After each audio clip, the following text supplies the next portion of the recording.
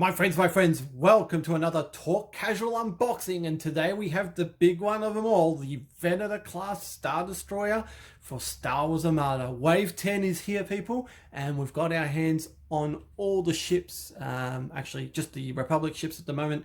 Trash will be doing the Separatists at a later date when he grabs his copies, but today I've got the Venator in my hands, and today we'll be doing an unboxing. So stay tuned as we just get rid of this.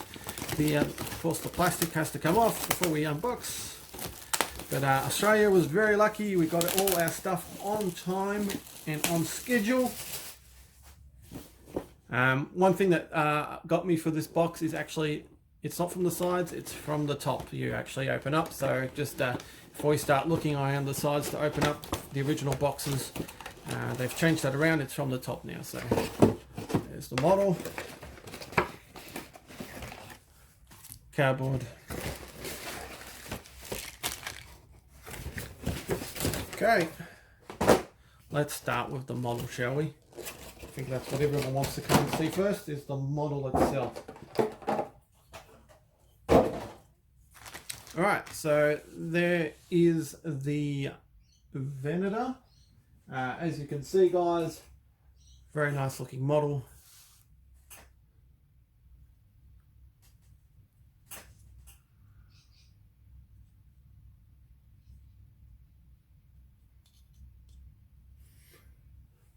As always, FFG's quality is absolutely gorgeous.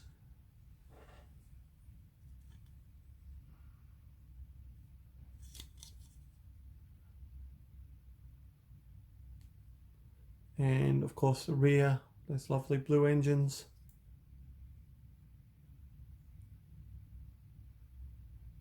The front there.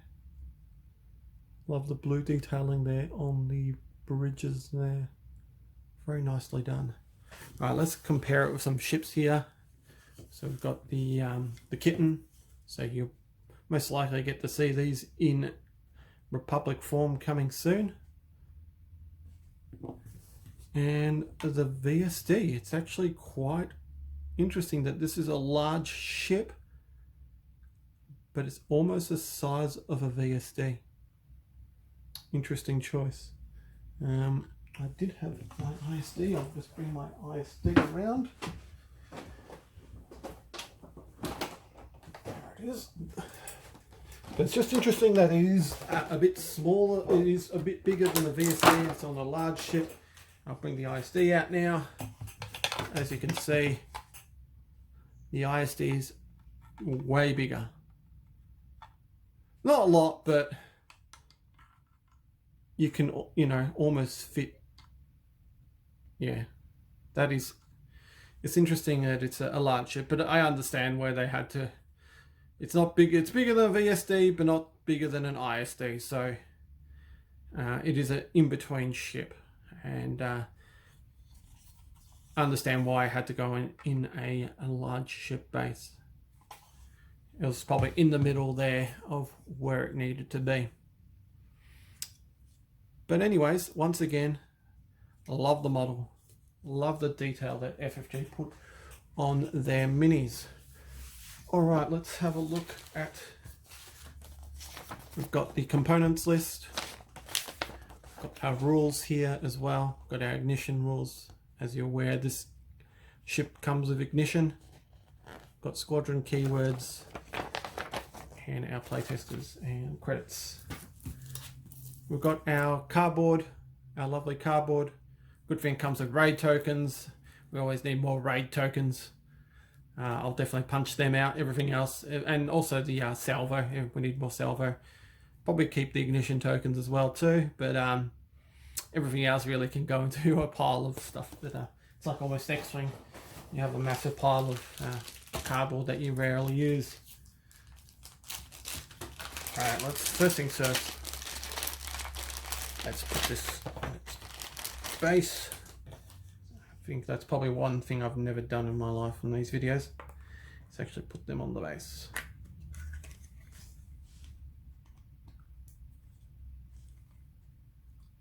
There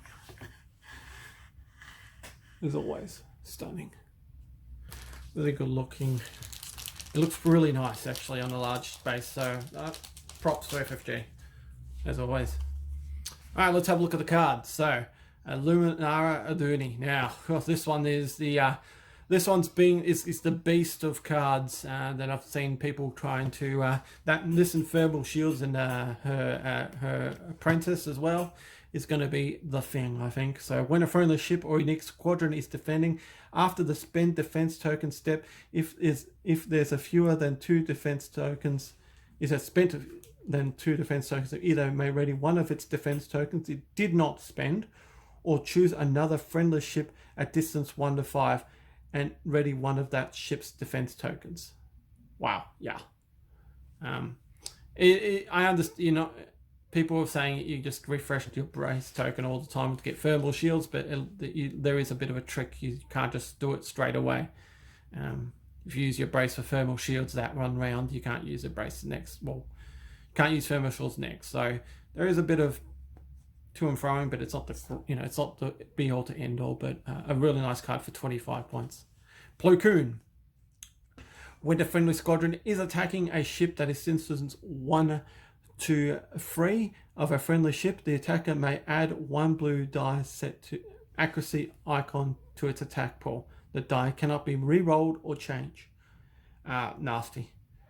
Friendly squadrons without adept gain grit while they're distance 1 of a friendly squadron with adept. So you're not expendable, basically, he's saying there. Ahsoka Tano. So for 6 points, squadrons. Each of your 3 non-equipped squadrons that you activate gain snipe 1 for each die in their anti-squadron armament, to a maximum of sniper 3 until the end of this activation. Nice. Very nice. Barriss Offendi. So this is the one that goes with Luminara. So while defending, after attacker declares a defending hull zone, you may spend 1 redirect token. If you do at the start of the resolve damage step, choose a different hull zone to the attacker depleting the defending hull zone from this attack. So it's basically like expert shield techs and the other advanced projectors for the Republic, but very nice. Clone Commander Wolf. Squadron command. If you exhaust this card, if you do, you may exhaust this card. If you do, for each squadron that you activate without adept, gain assault until the end of the activation. Each squadron that you activate with pinned assault keyword can spend 1 die with a hit or accuracy icon to solve the assault effect. You can spend tokens from this card to ready it. So just assault, just basically raid tokens for Clone Commander Wolf. This is the card everyone's been talking about, thermal shields. So medium or large ship only, while defending after the attacker gathers its dice. Not even before he rolls his dice, you may spend 1 brace token. If you do, choose and remove half of the dice in the attack pool rounded down. So you get to choose what dice he removes, and it's before he rolls them, so you can't use Intel Officer there. So you don't like the blacks, get rid of the blacks. You don't like blues, get rid of blues. This is a very nasty card, and for 5 points, it is an absolute steal for the Separatists and the Republic. Granted that still ECM is probably the better card, but to do that to 1 attack, it's just going to be annoying. So you get just FYI, you get 2 copies of that card. Hot Landing. At the start of the squadron phase, friendly squadrons with adept gain grit until the end of the phase. When a friendly squadron with adept is destroyed, you may choose 1 enemy ship at distance 1 to 2 of that squadron. If you do, that ship gains 1 raid token of the choice. Nice. I like it. It's interesting. Like, it's for 3 points.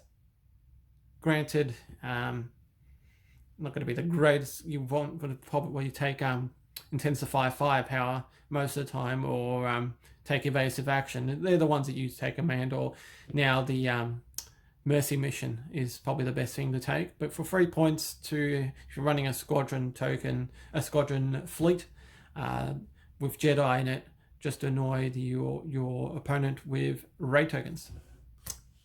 This is one of my favorites, flak guns. So treat the die in your anti-squadron armament as black. While performing a salvo attack, the black die in your battery armament can be used at medium range, and the blue dice in your battery range can be used at long range. So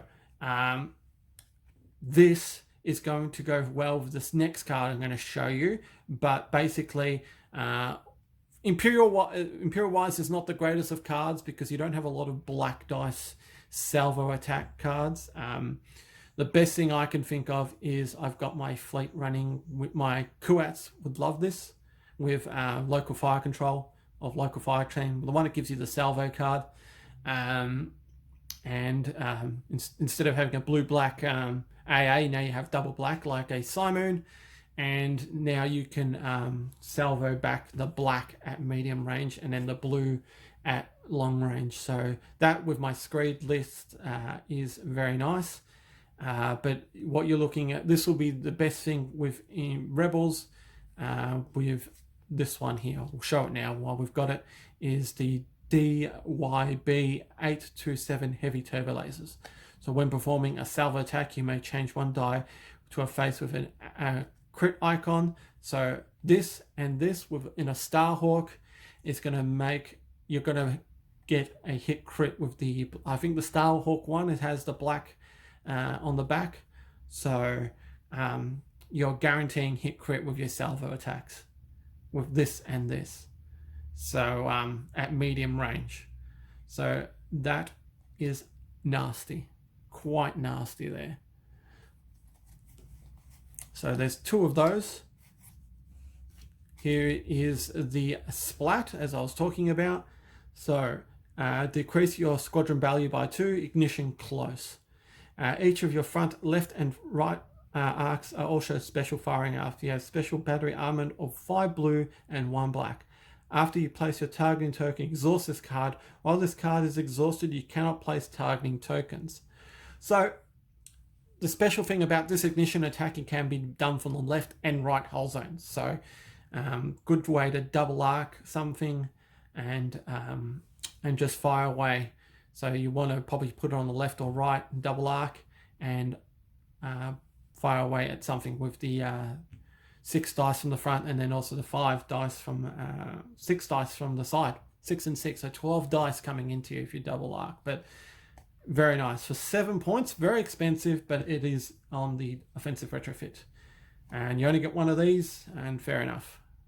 It's only for the Republic anyway, so, and it's only for, interesting, it says modification Star Destroyer only. So you'd think there'll probably be other Star Destroyers in the Republic coming up.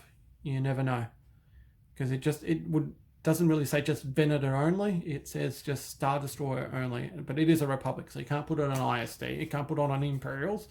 But yeah, very nice. Went through the heavy turbo lasers.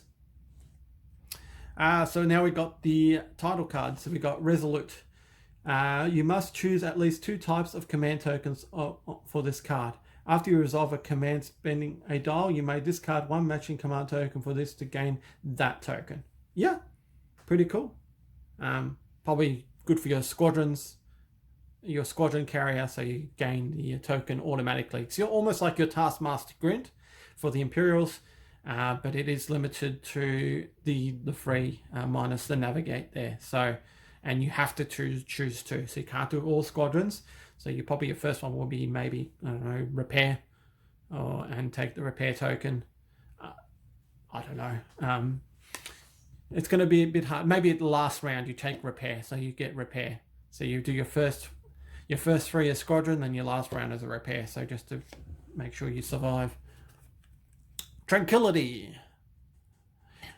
While defending, after you spend defense token step, if you spend fewer 2 defense tokens, you may move up to 2 shields from one hull zone to the defending hull zone. If you do, the number of shields in that hull zone cannot exceed the maximum of 6. You cannot recover shields while any hull zone is greater than maximum shield value. 3 points. ouch. So that with a Luminara Unduli and Barriss Effendi, it is going to be a nasty, absolutely nasty with the Venators. So just look out for these ones.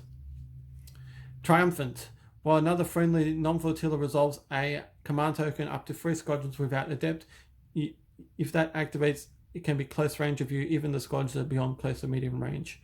This effect is not activated during the first round. So it's basically the Centaucord title for the Republic there. 5 points, not bad. Again, we was talking about the pelters, maybe the pelters, and then the acclimators can be doing that. So here we have the 2 ship cards. As you can see here, we've got the Venator 1 and Venator 2. Let's go to the front first and see the differences here. So we've got the Venator 1. Venator 1 comes with the turbo laser slot, the rocket slot, the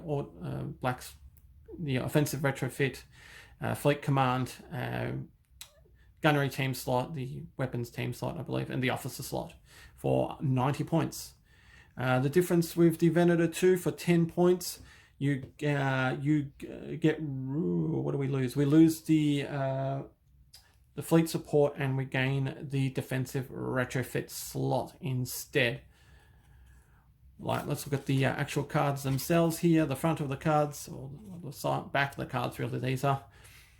So Venator 1, it is a red, black at the front, blue, 2 blacks and a red on the side, and then a red, blue and black. 9 hull and 2 AA. Command value of 3, squadron of 3, and engineering of 4. Brace, redirect, contain, and salvo. Very nice. It's almost like your VSD 1 there, but it can go speed 3, so it's way better than a VSD. So we go to Venator 2, so you gain a black instead of you drop the blue and gain a black for AA. Your squadron value goes up by 2. So imagine that with Wolf Yularen and the Tranquility, and is it Tranquility? The Resolute title there, you're commanding 8 squadrons there without the, does it have the offensive retrofit slot? Yeah, it has even that. Wow. You can put, they can put fair amount of squadrons on there. So yeah, so be Wolf Yularen, so make it 8 squadrons. Yeah, it's just nasty bit. So here you gain 2 blue and you get rid of 1 black and 1 red. You get rid of all your blacks and you gain the 1 blue and 1 red, and your rear is still the same as well. So again, you can do the turbo laser and flak guns on this to give yourself double black for both of them, because they both have the turbo laser slot. But I believe this one will be more the squadron pusher. It'll be very nasty with Wolf Yularen there. Yeah, so that is very nice. I love the Venators. It's as I said a crossover between an ISD and a VSD. You've definitely gained value for money there, and it's a very generous pack that FFG have given you here. A lot of cards. Granted, it does cost a little bit more compared to your Pelter, but there are some nice upgrades here that also helps your Rebel and Imperial ships here. So that's it for today, guys. Hope you enjoyed what you see here today. All in all, very nice Venator from FFG. I wonder if they're going to release anything else, or will we going back to Atomic Mass games? We'll have to see. Thanks for tuning in, guys. Remember, like, subscribe, like us on Facebook, and fly casual.